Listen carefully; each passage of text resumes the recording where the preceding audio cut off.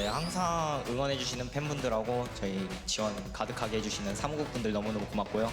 이끌어주시는 감독님 너무너무 고마운 것 같습니다. 만족하지 않고 더 열심히 해서 더 상위권 바라볼 수 있게 열심히 노력하겠습니다. 시즌 초반은 잘 간 것 같은데 항상 지금이 위기였다는 걸 저희 모두가 이제 경험상으로 알기 때문에 지금부터 더 열심히 해야 될 것 같아요. 더 좋은 모습 보여드리려고 다 열심히 하고 있고 모두가 다 고생하고 있으니까 앞으로도 더 좋은 경기력 보여드리겠습니다.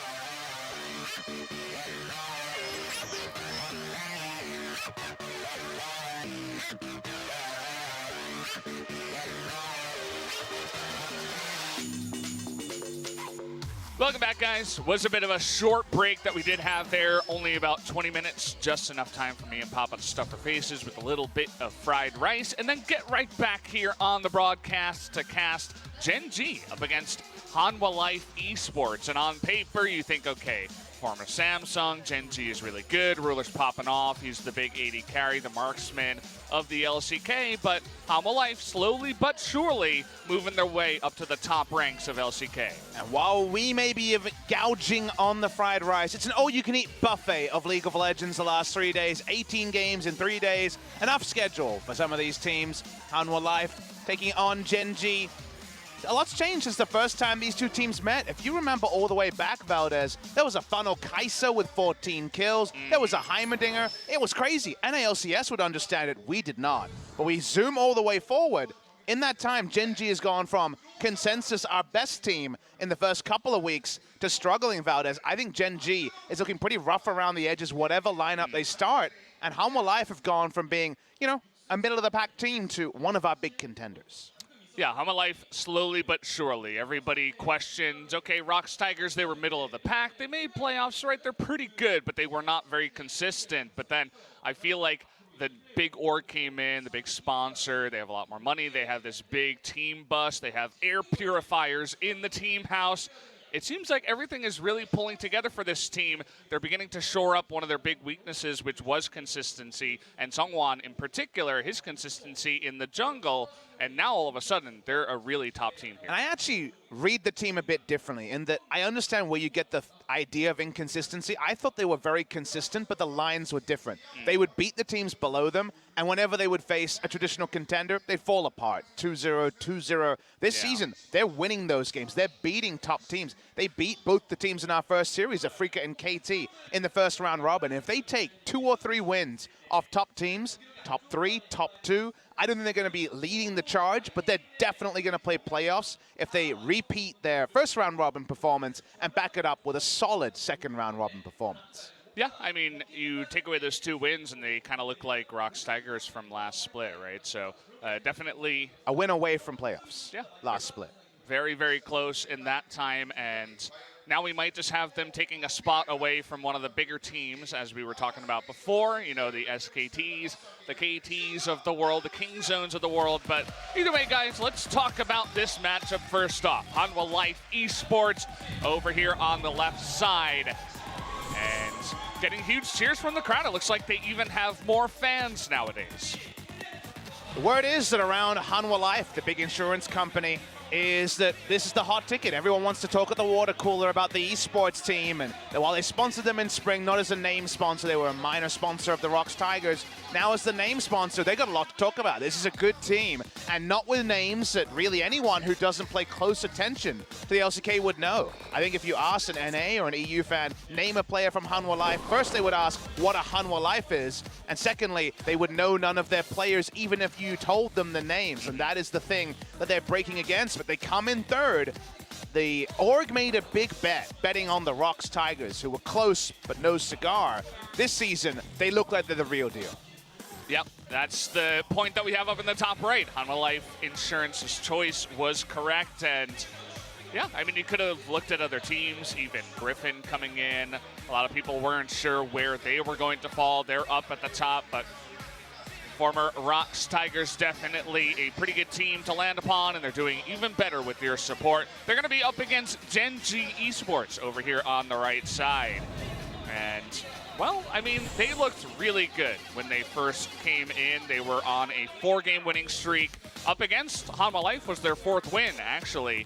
But then they suffered losses to KT and FLICKR and Griffin in the span of 3 weeks, 2 weeks, and all of a sudden, question marks begin to arise about this team and how good are they really? And when they were sitting at 5-1, I started seeing some trends in their drop. When they were no longer getting Ezreal, Tahm Kench every game, I wondered what else did they have, and they had the Zyra Khan. I'm like, excellent. But then Zyra Khan became a ban, not so much about how good they were at it, but because the funnel was starting to become a thing. And suddenly, the fallback from there was protect the Cogmore. It was these really weird comps that don't fit the meta, and it almost feels like they went from being this last bastion of hope for the marksman comps into, well, that's kind of all we know. That's all we can default to. Haru's also quietened down after being just all over the place in the early weeks. And now the question goes away from, are they ahead of the meta or behind? Right now, it feels like they're almost parallel and just not being able to play up to the standards of other teams.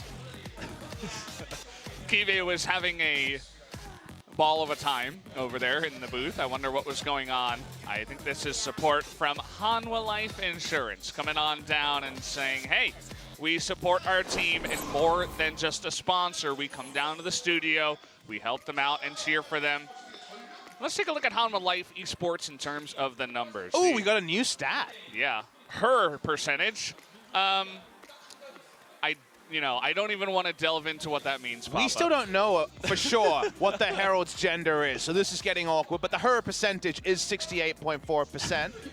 So that means they're getting the Rift Herald and unleashing it, and Rift Herald is pretty strong right now. Where do they come up with these abbreviations? It's the first 3 letter of Herald. It could have easily been RH percentage, but instead they went with her percentage. Look, I don't know, Papa. I'm just saying, Hanwha Life Esports like to conquer Geraldine and unleash her on the map. That's what they like to do. Agreed. I'm just saying. They're really good at that, and they get a lot of heralds here on the map.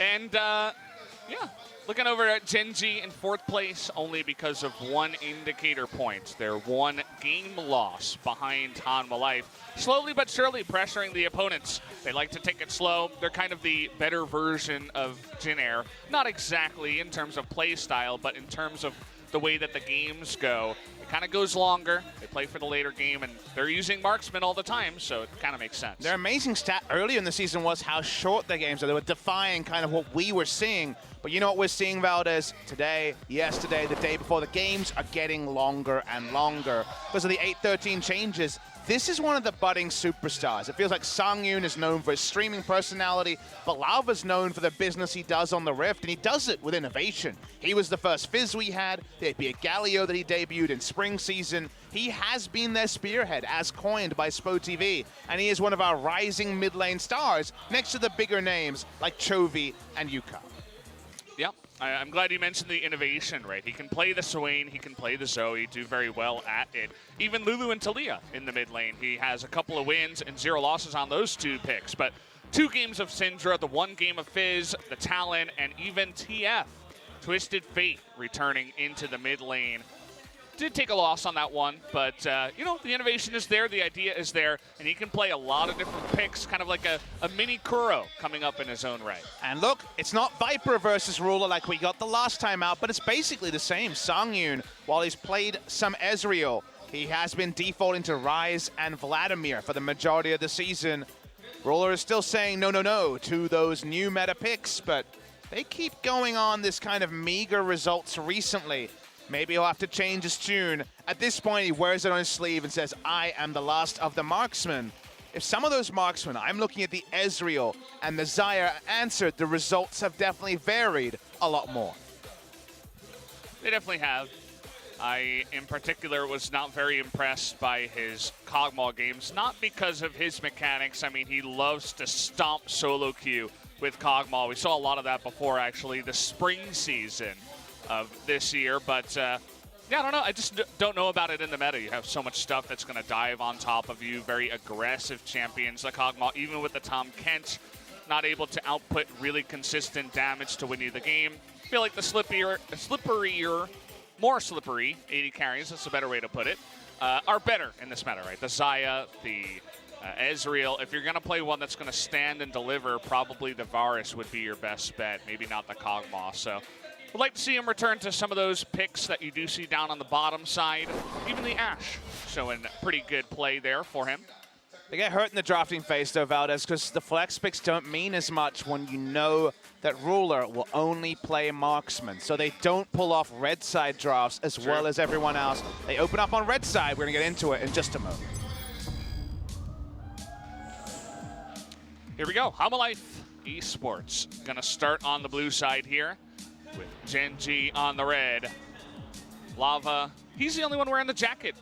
He's kind of copying FLICKR there for his team. FLICKR, the only one that wears the SKT jacket. We're just lucky that it's short sleeve shirts as a uniform because it's hot in Seoul and also here at the Nexon Arena. The Gen.G bans, will they just be the stock standard or will they have to get more targeted against Hanwha Life? Red side bans recently, if you're just joining us for the first time in a couple of days. Aatrox, the Talia is another big ticket item, and the Nocturne. Usually all three have to be banned on the red side, so on the blue side you get to play and really fish for a first pick that the enemy can't respond to so well, as Emperor is being shown in the booth, one of the coaches here for Hanwha Life. Looks really happy, should be happy. You know, he's leading his team along with the rest of the coaching staff to a very successful summer so far. We'll see if they can keep it up here. Continuing into the draft, going to even take away the Swain. With Galio and Swain bans, might consider a Zoe first pick, but that said, Juwani still leaves a mark in your minds. A couple of things that could be taken here first for Hanwha Life. Talia also a big option. It's going to be banned away.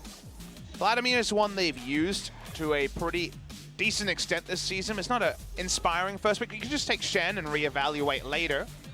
The Zoe has today been high priority after being pretty low priority since Rift Rivals. They're just going to first pick it. They're going to pick for Lava with a first pick. We'll see what Gen.G's answer will be. Traditionally, earlier in the season, this would be Galio time for the side of Gen.G, and it might even be a really early invitation for the Doctor. Yeah, the Doctor doesn't really care about that, but the one thing that was left open that was banned a lot in the last series is the Rakan, and with Xayah not banned either, they might just return to a bit of funnel strat. You know, that is still available. It's a little bit less popular now in the LCK, but with the Rakan picked, it definitely leaves some questions. In the pre-Rift Rivals week, first week we had on 8-12, Western only week, we would see Xayah picked away from Rakan very often to try to deny the funnel, but also the power of the two. See if Hanwha Life are going hunting for a Rakan. We will. The Leona counterpick to the support Rakan comes in.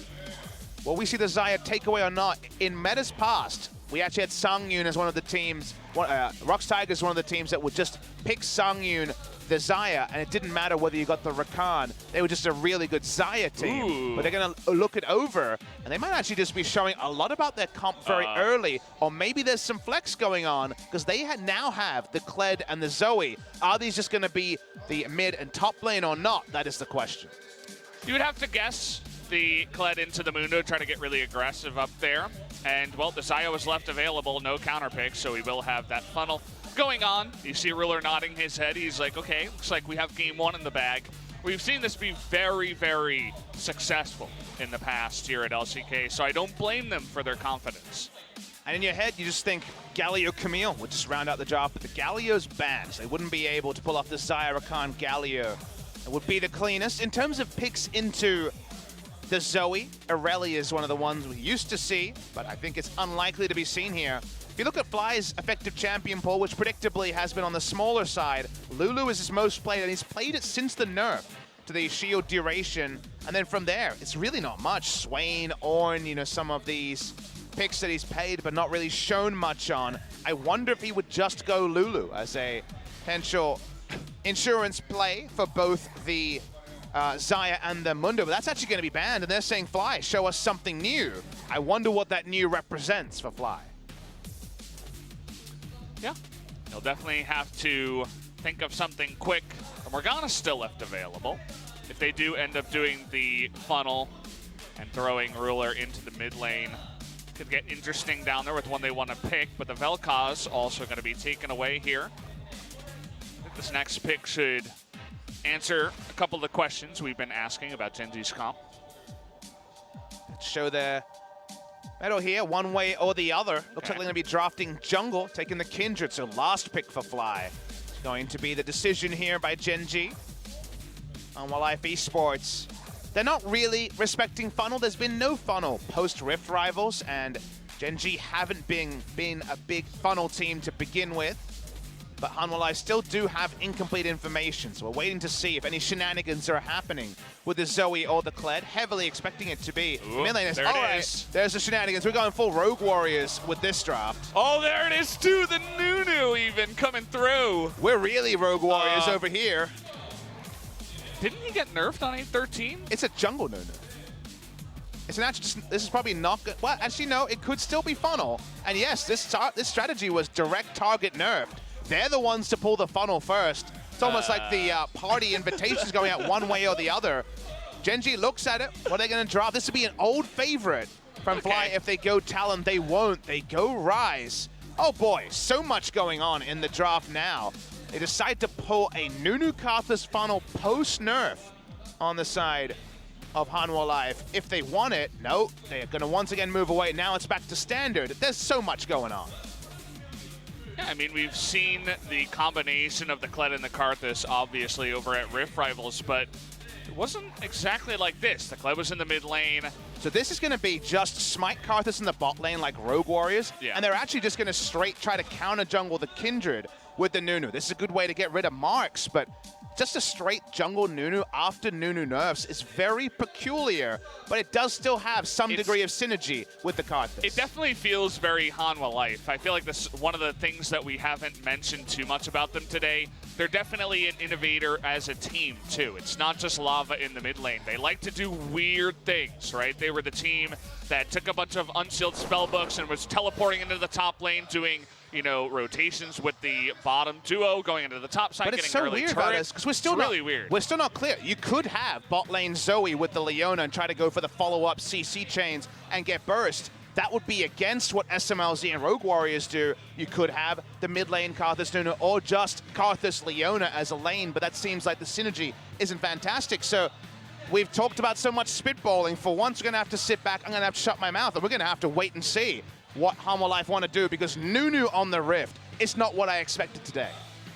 Hanwha Life, they've come in prepared up against Gen.G, that's for sure. Seonghwan had a little bit of a grin on his face. I think he knows as well as we do that nobody was expecting the Nunu to be picked last here. The Karthus was auto-locked, which we were like, okay, that makes sense. And then the Nunu follow-up, we were just dumbfounded. We're going to have to wait and see how it's going to go down. Game number 1 is going to start here. Gen.G up against Hanwha Life.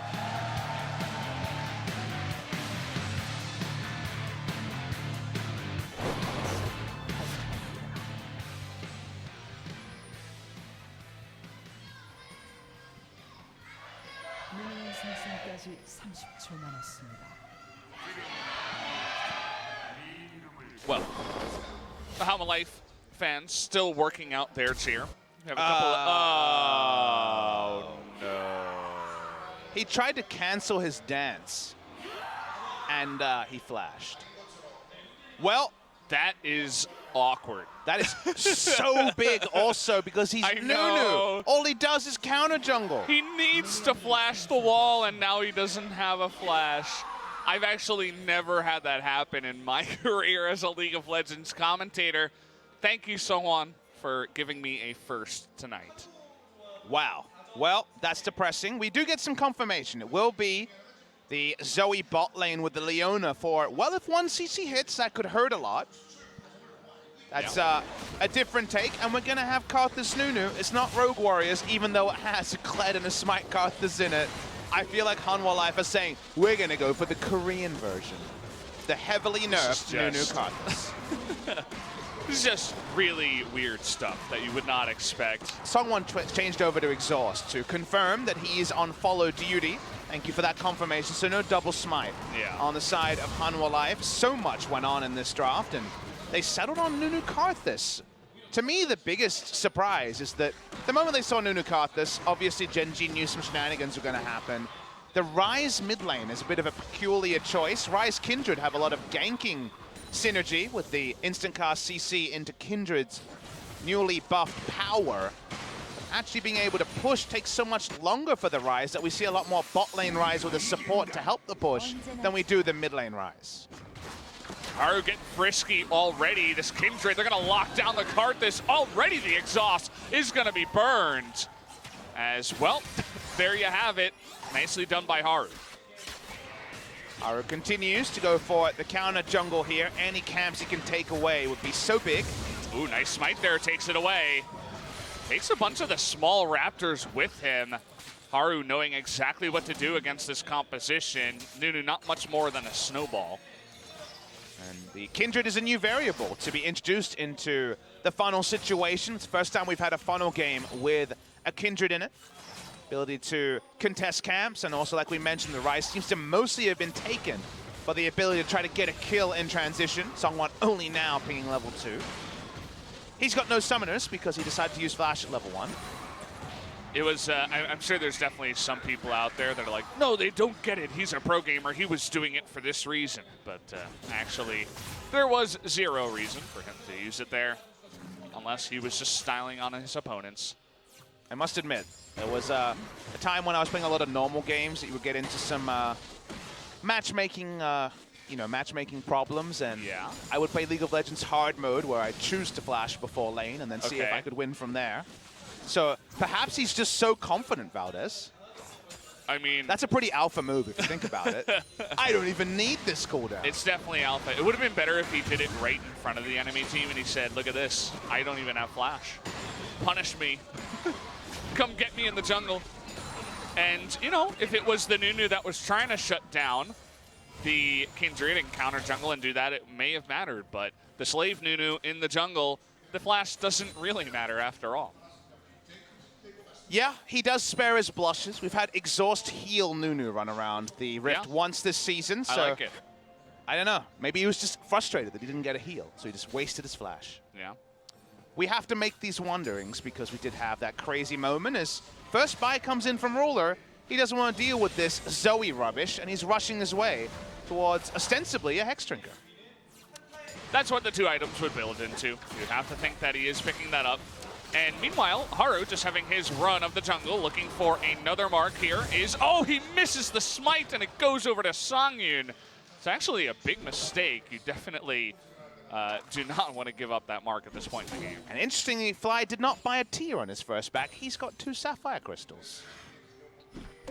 You know, that's more mana early, so I guess you could do more damage with it, but I feel like we've had to squint at least 3 things this game, more than you might expect. Yeah, you know, a lot of squinting going on here for us. Kind of hard to see what's going on. The flash on in, and the Karthus ultimate means Ruler is going to go down. First blood goes over to Songyun, hitting level 6 just on time. Well, the last of the AD carries got dunked. Only way to put it, they had level 6 already on the Karthus. The fun in the funnel is returned by the Requiem. And goodbye Ruler. Double summoners, triple summoners down in the bottom lane. Even the Guardian's healed, even everything that Rakan could do to help him out, the heal coming through, it didn't let him win in the end. He just gets caught by the trouble bubble under the turret, and that was enough to take him out. You can see what's happening, the power of this kind of composition.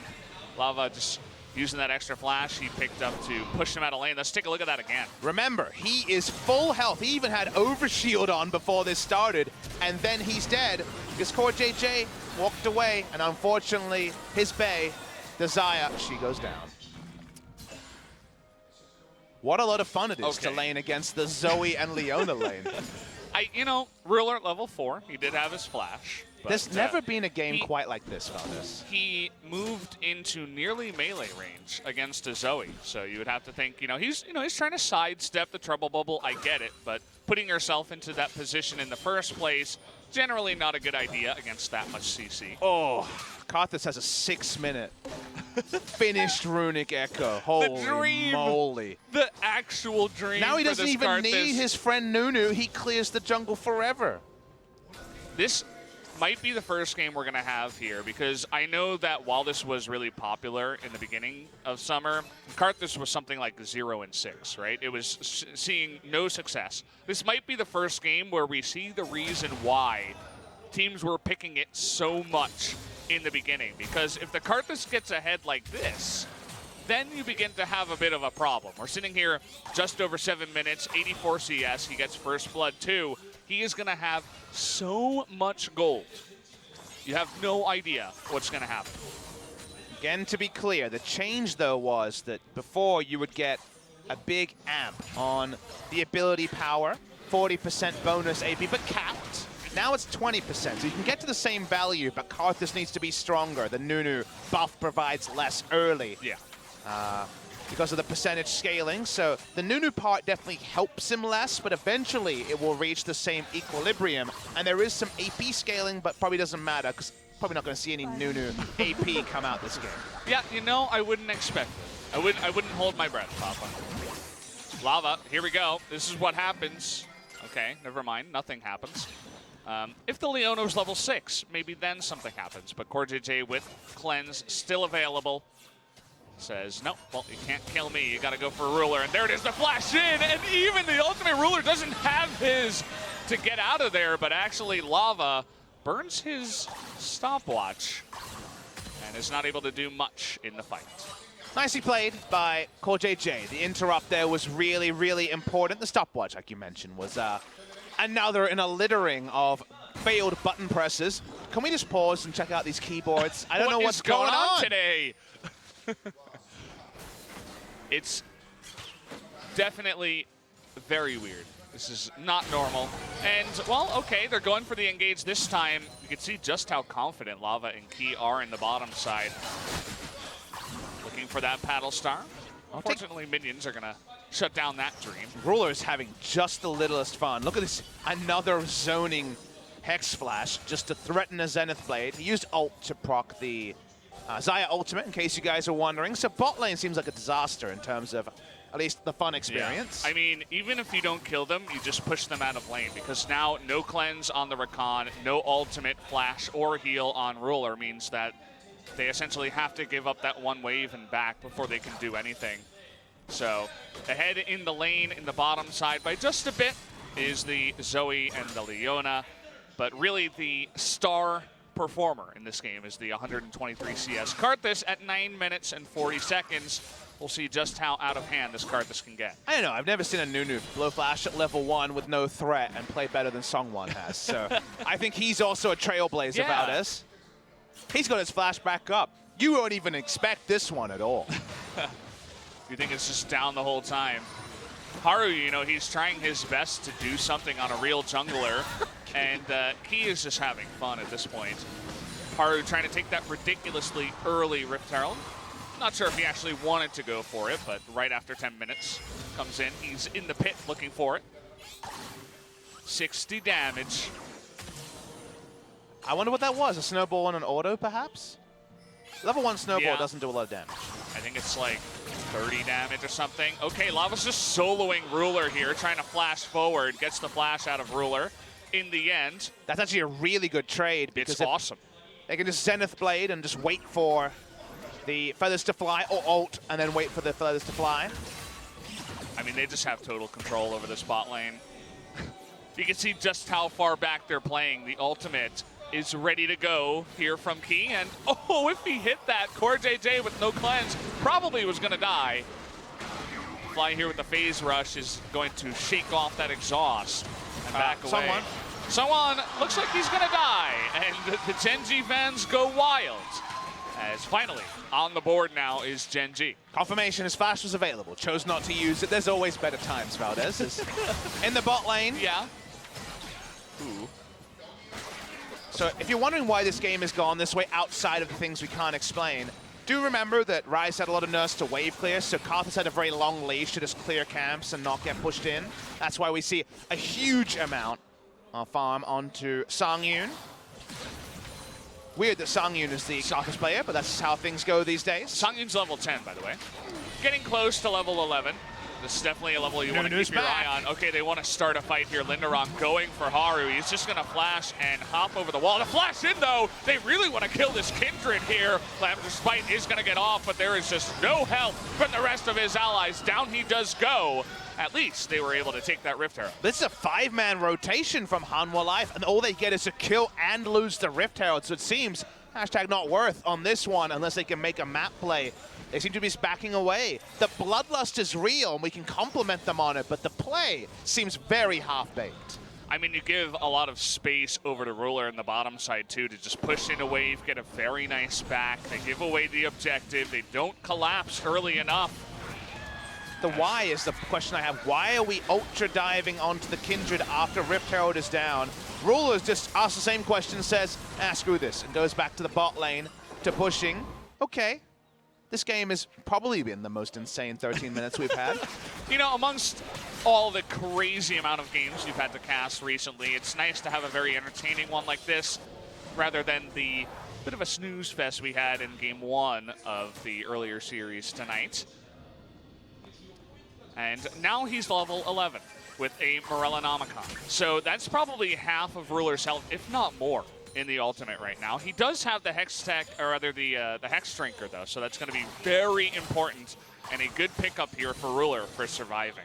AD carries are always very proud of their items. You can think of previous metas where people wouldn't give up item choices. For example, Double Lift in the early Vayne days was a Bloodthirster only rush, and Blade the Ruin King, which we saw in Korea, he was very slow to pick it up, thought it was trash. You know that Ruler is tilted, that he has to rush a more, but right now he's got most of a more Malmortius and Merc treads as the Xayah. Inelegant, I guess is what I would say about the build, but necessary against the just huge amount of magic damage. However, if Linderong can do his best super carry Doinby performance, who knows?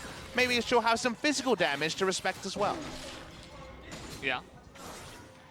You think about what you can do against a Karthus that's about to hit 200 CS in 14 minutes, and certainly the Kindred pick that did come in the later stages, actually. Not before the Karthus, but actually, or rather, not after the Karthus, but before the Karthus, so they didn't know about it just yet, but Lamb's Respite, if it's timed well and your whole team gets inside it, it can help you in trying to survive, but again, it's a very idealistic scenario where you're trying to save everybody on your team against the one ultimate. He's going in again. Oh, the Panel Star is going to miss, though. Lava not in range, and, well, we can see how much damage it does. A lot. It's a lot, especially to Kortz and Haru, who don't have any. What the heck? What is going on, man? I don't even know what to say. What the?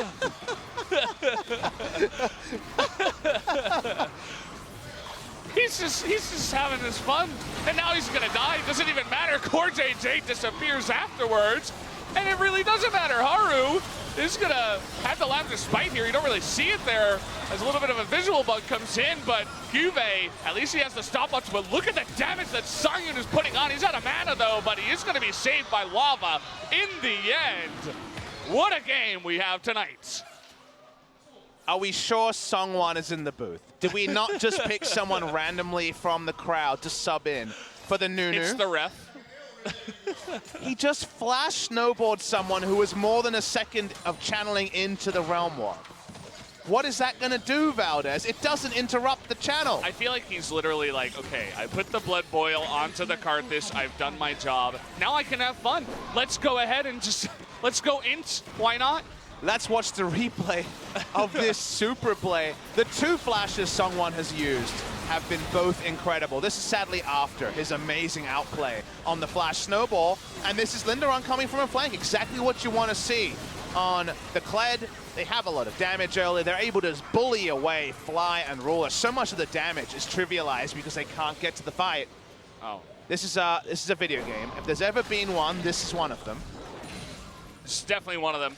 I mean, Karthus is sitting in 3 people, and everybody has to run away. It's 223 CS, 16 minutes, and he's level 13 with 2 items. By the way, he has a lot of gold. We'll see what he does pick up when he does eventually go back. He's been on these 2 items for the last 4 or so minutes. So I think Sorcerer's Shoes would be nice, but maybe Yeah. maybe you don't go there. There's actually an insane amount of magic resist on the enemy team already. See what Ruler does buy? It could just be Stormrazor with a Hex Drinker. How much damage did Nunu do? Yeah, 237. yeah. They never got the You Drake know. on Life, despite picking up the kills. They had to back away. Everyone was on Slivers. You never want to be on Slivers. Sounds like a bad place to be. It does look like they will pick up this Drake eventually. Guys, can we please take the Drake already? Thank you. Gen.G gonna pick up their second of the game. This has been a funny game. Yeah, I've been having fun with this one. Sork Boots and the needlessly large rod was the pickup here for the Karthus, for you guys who were not looking at the items. He's certainly decked out. He is ready to roll on this Karthus. The Zoe, quietly, 3-0-2 from all the great Leona plays we've seen from Key. What happens next? Will Key go on and build... what will he build, I wonder? Zeke's Convergence seems insanely low value, although maybe the Nunu will flash in for some Zeke's Convergence autos. Yeah. Not the strangest thing, maybe not even top 3 strangest thing that happened this game. Yeah. Looks like he's building towards a, what is that item? Redemption. Definitely will help out. You know what's the best thing about Redemption for this Nunu? Yeah, After he dies, he can still use it. yeah. Doesn't matter if he's dead, it's actually the perfect item. Exactly. Yeah. Picking his items well here is Sungwon. You just gotta know which side your bread's buttered on, you know? You just have to imagine, like, your coach is like, okay, son, you're going to be on the Slave Nunu tonight. And someone's just like, In that case. I mean, do you mind if I flash at level 1 and, in general, just troll the entire game? It's not going to matter, right? Coach is like, yeah, go ahead, it's fine. Let's rate his flashes. We're gonna have to order them after the series. 1 and 2 have been bangers, so I'm ready for number 3. Yeah, off the charts for sure. Some of the best flashes we've had here in the LCK. Linderong is actually having trouble in the top lane against Mundo. Low key, just off to the side. Nobody really cares about that matchup so far. The Kled can get item timings, but its execution is going so awkward for Kled that has interrupted the Titanic Hydra. He also has had never a jungler topside because they don't really have one. So, unfortunately, Linderong has been just taking a lot of harass from the Mundo and not being able to return it. I think he's much more about the team fight flanks than anything else. Now, Kive did go down in the one fight earlier. We'll see if he can actually put a stop to the Karthus. Maybe he can try to zone him. I'm not sure that the Karthus is really going to care, even if he does die in the fight. You know, that's part of the reason why Karthus is great, because you can build him extremely squishy, and it just does not matter. That's why when you were talking about the Lamb's Respite usage, I think it's actually really hard to use Lamb's Respite against Karthus unless you pick him at the start of a fight, because otherwise you're at 300 health after the heal and die to Defile or some of the Skittles. The wall will screw you over, so there's not a lot of good ways to fully disengage. But yes, in the ideal circumstance where he ults after a fight had ended. It's very idealistic, Yes. right? On paper, you might think, oh, it's the perfect counter. It just doesn't kill us, but... Also, Kindred has the most no items at the moment, so not even a Hex Drinker to her name, so it's going to have to be an early ult. Interesting about that QSS that he did pick up. Well, he does get just owned by Trouble Bubble and the Leona pretty hard, so Get you some extra understand MR, it. right? Just an awkward time to pay the tax. You don't feel good Yeah. about buying the QSS in this particular point. Karthus should have Death Cap on his next back and will be super duper scary. But is there an amount of magic resist where Karthus and Zoe can be answered? Because right now the Kled is not having the impact you might expect. I was waiting for someone to flash forward. Hey, that could have been a kill, you know, one snowball and maybe just Songyun comes in and kills him. But the genius now Sungwon is, if he ever actually pulls off an aggressive play with the flash, no one will see it coming. I mean, you know, could definitely work out for him. In the end, the Karthus will be the hero of the fight when actually it was Sungwon's perfect flash engage. Let's have a look. 445 AP. Sungwon wants to give him. Come on, give him the Blood Boil to give us the real number. Oh no, Sungwon's too fast. There we go, 575. 575. He got nerfed, but not that much. His ult does 831 damage, but there's magic resist, so the numbers will be lower. Yeah. That'll be scary. He definitely does have a lot of penetration amongst the Merlinomicon and the Sork boots, but even so, he's going to factor in. You do have the Seraph's Embrace for the Rise as well. Just having him survive and do that sustained mage damage in the fights is going to be very important. You can see the skill order from the Nunu. I assume many points in W. Not sure about Q, as I'm thinking about their Baron threat. Karthus does a very fast Baron, but doesn't have too many friends, as Kled is unlikely to be there to auto it with him. Indorong's ahead in levels, but doesn't really have an all-in chance onto the Mundo. See if that changes with the Titanic Hydra when that's complete. Yeah, so far he's just been trying to go even in farm, and it's just been a super-duper farm lane, everybody's favorite. He honestly needs to be big in these team fights. The only consistent damage right now is magic, and he doesn't have... Oh, boy. The marksman is... Uh-oh. Bit of a mistake here by Key. He's Baron? forced to flash away. Can Baron kill him? Ooh, that is very close. And after all that, had to blow the flash and the exhaust, actually, onto the Xayah just to survive while cleaning out that control ward. Didn't even get the control ward in the end. And now Xayah has so much relative safety compared to the threat of the Flash Zenith Blade. At any moment, they're going to lose the mid lane turret as well. Good moment for Gen.G. They're squaring up the game. Only 1,500 gold to speak of. Lindorong's actually been dismounted off the Skull on bot side. Didn't even trade ults. Cuvée still has his ult available. So Lindorong not getting much done. Oh, no. Might just die. Lindorong, terrible spot up against this Kindred, is going to get that slow onto him. The flash forward, and it will be the kill over to Haru.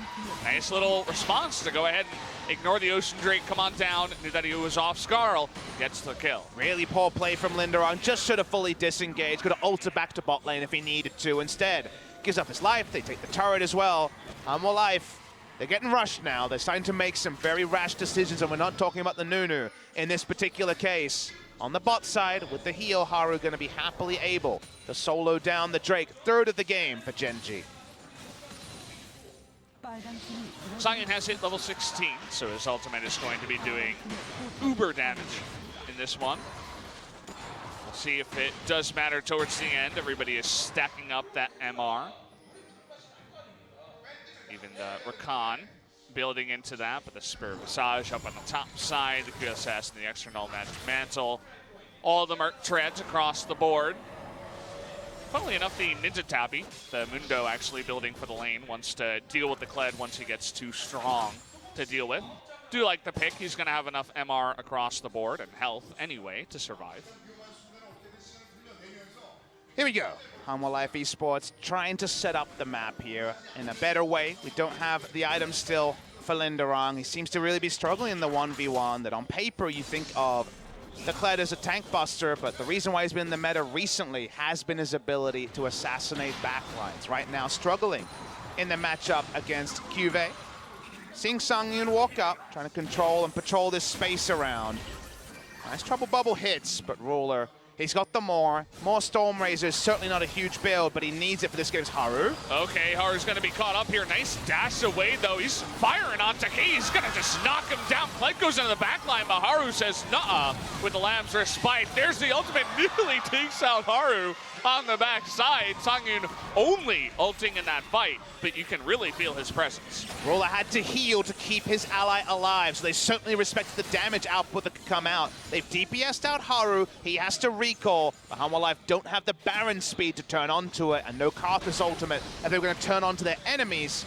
Actually, they take a breath, they back away. Gen.G overall able to do fine in that particular engage. Yeah. Well done by Haru, rather. He does know the abilities of the Kindred and what that champion can do, just standing and delivering up against the Leona, even when it did look a little bit dicey for him. He's beginning to get farmed up a little bit. You know, he has built into the Hex Drinker. He does have a Zeal now built on top of him as well. Watching the replay as in live, it's just a bit more posturing around the mid lane. He goes down for that engage, and like we knew, there was no answering kill onto Haru. The heal, definitely necessary. Heal and battle dance. Ooh, just to keep Haru alive. Back into live. Hanwha Life, good start, even with all the shenanigans, but Gen.G have just been squarely defending. They haven't given up anymore after they had sacrificed so much in the early game, and the Karthus damage going to be negated by purely MR itemization on the side of Gen.G. A Baron is what Hanwha Life desperately need to find a meaningful lead into this game. Double control ward onto it is curious, but understandable. What happens now as Hanwha Life, they actually start up the Baron. Now they do have that fast Baron, tons of mana as well on top of Songyun. Let's see what kind of engage they go for the TP behind, and Haru might be in a lot of trouble. There's that burst damage. Is going to cleanse the bubble, but here's the Kled in the back line doing so much to Ruler and CoreJJ. But they do effectively disengage, and he does have to ultimate out of there. Fly was kind of playing guard over here in the bush as well, just zoning everybody out. And Hanwha Life rushed that one. They didn't have the Karthus ultimate, was about 20 seconds away. And even though they had the ideal teleport ward, it was not the sort of play that was likely to reap maximum results. They take stock of what they have. We know it's just the flash on Haru and very little else in terms of things that have been forced from the side of Gen.G. Hanwha Life back away. In fact, the ward supremacy around Baron squarely on the side of Gen.G. Yeah, it kind of does feel like Hanwha Life is in this position where they say, hey, we have the OP Karthus super fed, we can do whatever we want. Kind of feels like they're cutting corners a little bit. Got to come in here, you have to clean the vision first, force Gen.G into a rough position while you're ahead, and then turn and take the team fight. But Gen.G, they can see everything. Hanwha Life is just like, no, we'll just take the Baron in front of you because we have this super fed Karthus. Now the Karthus is going to go back, pick up a Void Staff, yep, and begin to really hurt. So we'll see if they can just ignore Gen.G and do whatever they want after this kind of itemization. It's going to be at absurd AP values, but we know there's a lot of MR he needs to puncture through, and so many different shields that have been either purchased or innately are on the side of Gen.G. Still, level 18, the Karthus won't get any stronger. His gold lead is really all Hanwha Life have to show over his direct opponent. And Fly is doing fine. He's only about 2,000 gold behind, given how successful the funnel was.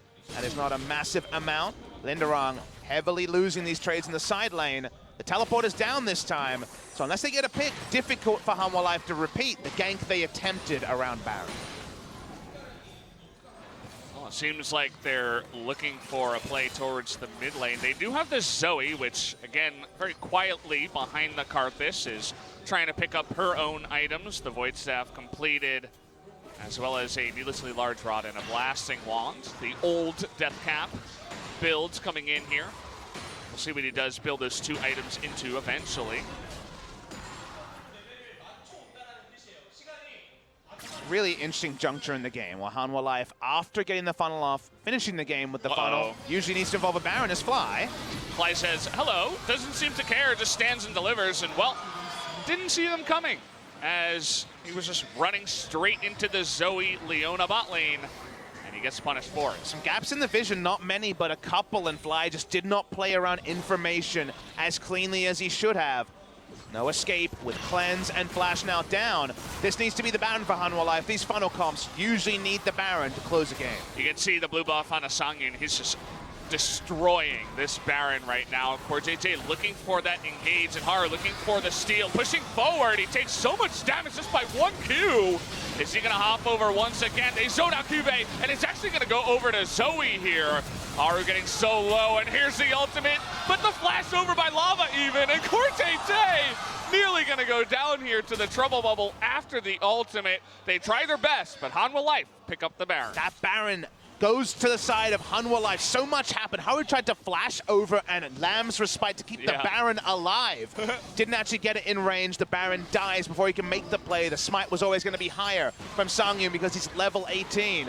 It was really close, but man, the Requiem did just absurd damage on the back end. So watch what happens here. Haru tries to jump over to try to contest as the Mountain Drake is taken picture-in-picture. He has to go out. Lamb's Respite does work on Baron if you get it in the AoE. He flashes in too late. Flash Lamb's Respite is to keep the Baron alive. Isn't able to do that. Even though it kills no one, through a locket, it almost one-shots CoreJJ. KorJJ not having the most fun game this time around. He's desperately trying to build more MR after that fight. Has a stopwatch too. He's like, I will not die in the next fight. But man, very scary now is Hanwha Life. You mentioned if they get the Baron, this might be lights out. We'll see how they do go for the push here. The Zoe Karthus combination is really beginning to do a number to Gen.G. They have the Baron now that we know they needed. They have no true siege. They have poke, but not actually turret damage easily when it comes to the range of these champions. They push up again.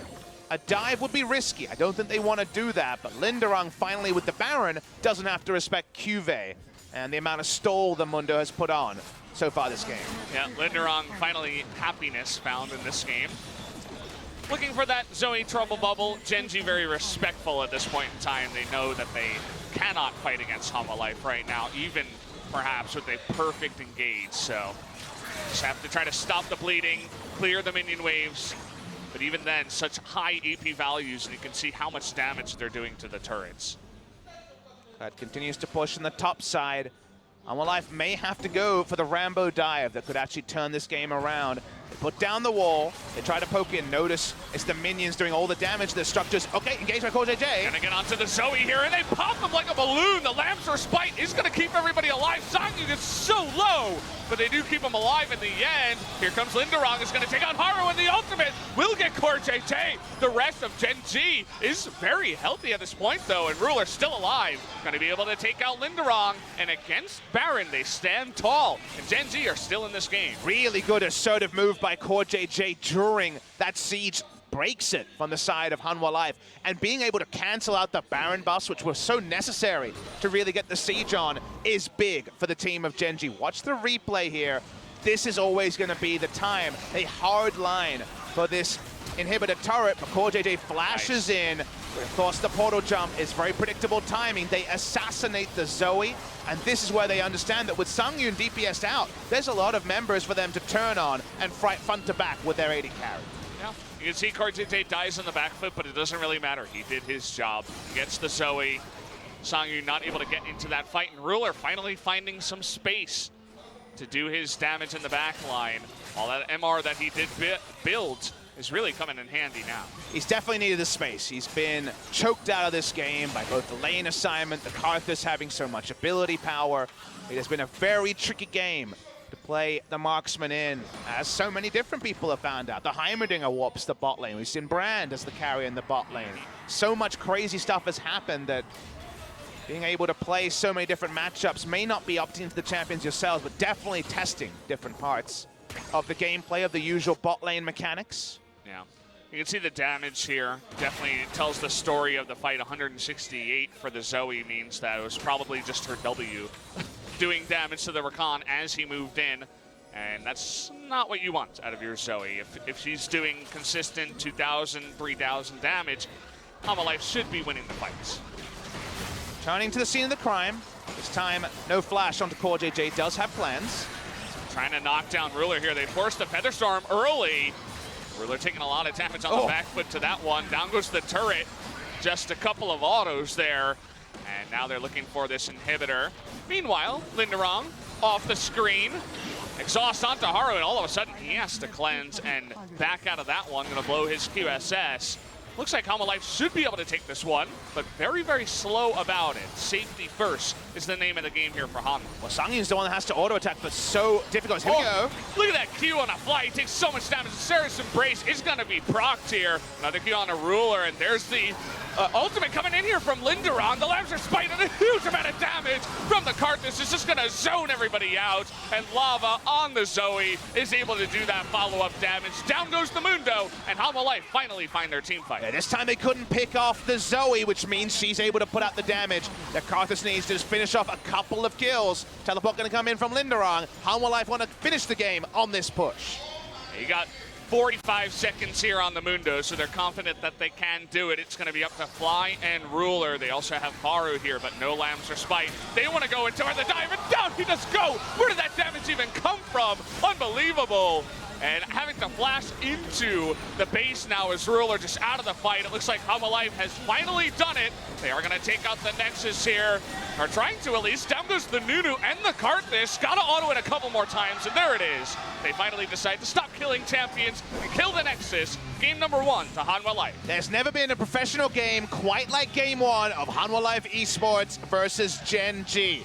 They went for the mid lane return of Nunu Karthus, Sungyun flexing his way over. It wasn't Rogue Warriors, even though the Karthus would smite and the Kled was in the game. But by the end, because the timings were there from the Karthus, we saw one emergency engage from Core JJ stall out the game, but they returned to the scene of the crime. When Karthus could get autos in, he was doing about a third of the turret's health every auto. Sungyun last time against Gen.G, 14-0-1 on the funneled mid lane Kai'Sa. This time it's the Karthus. The result is still the same. Game 1 to Hanwha Life.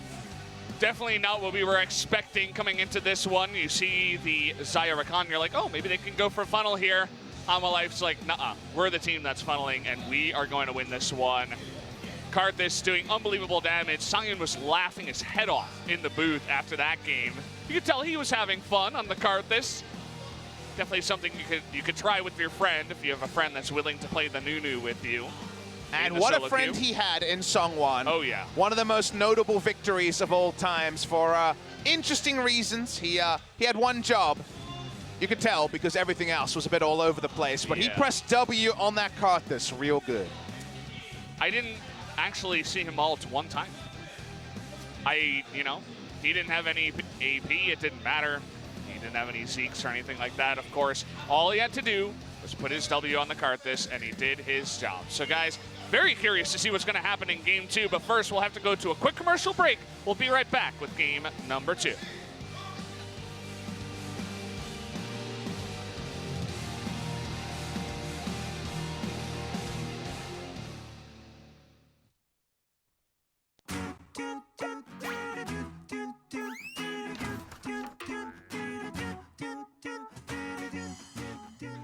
안녕하세요. 2018 LCK 썸머 스플릿에 다시 돌아온 LOL 신문 10답의 박지선입니다. 오늘은 새로운 이름과 함께 더욱 멋진 경기력으로 돌아온 팀 젠지의 보듀오 룰러 선수와 코어 장준 선수가 함께합니다. 안녕하세요. 저는 젠지에서 언디를 맡고 있는 룰러 박재욱이라고 합니다. 반갑습니다. 안녕하세요. 저는 젠지 스포츠의 서포터 코장전 조용인입니다. 개인 연습으로 살짝 휘둘러 봤는데 꽤 아프더라고요. 그래서 고통을 최대한 줘보도록 하겠습니다. Let's get started. First, you guys officially rebranded to Gen.G, right? So can you introduce your team and yourself?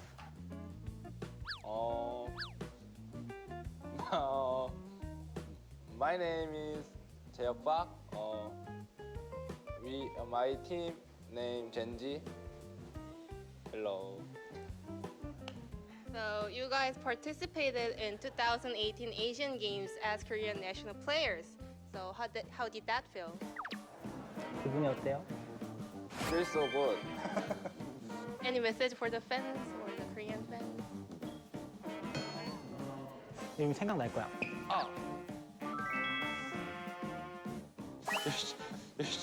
열심히 하겠습니다. Do you know there's a really famous meme about you? So there's a picture in the world's final. You won. 이거 장면 아는지. yes.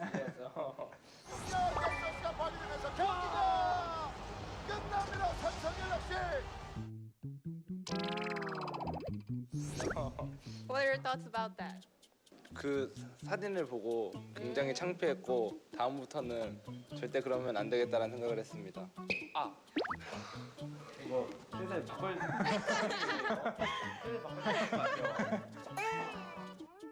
This is a start of Summer Split, which is really important to get qualified for the World Championship, right?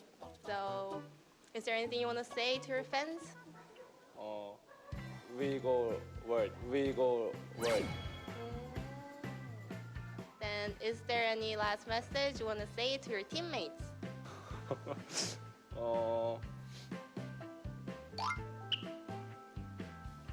그냥 저랑 같은 화장실에 쓰는 사람들이 있는데 그런데 화장실 좀 깨끗하게 같이 썼으면 좋겠어요. 수건을 막 떨고 놓는다든지 막 좀 냄새가 나서 화장실에 좀 눈 좀 보고 이걸 보면은 좀 같이 좀 깨끗하게 썼으면 좋겠습니다. 죄송합니다. So who's responsible for that? H she. Okay. 야 진짜 쓰러져. 맞으면 진짜 오늘 정신 나가겠다.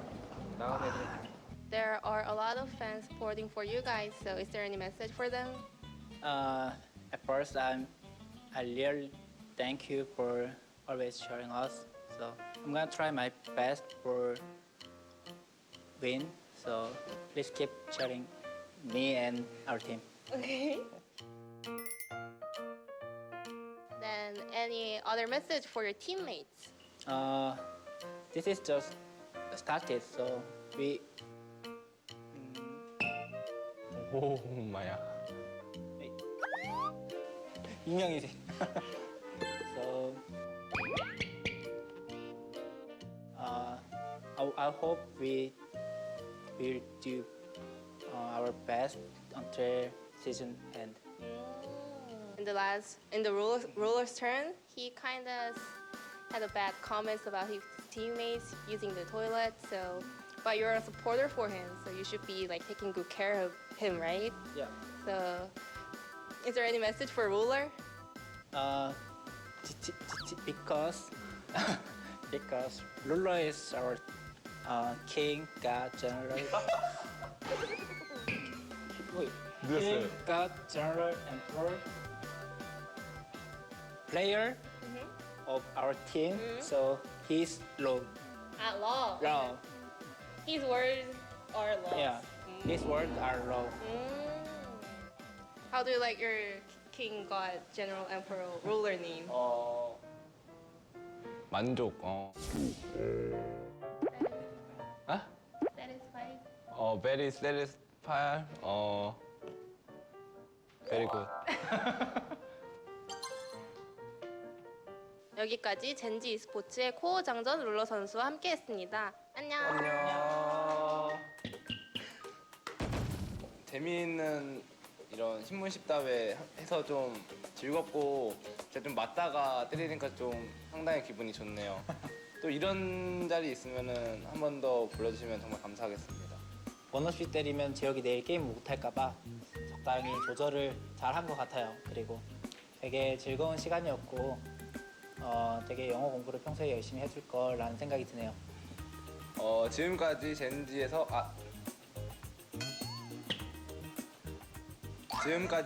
e스포츠 룰러 코장전이었습니다. 안녕. 친구 안녕. 안녕.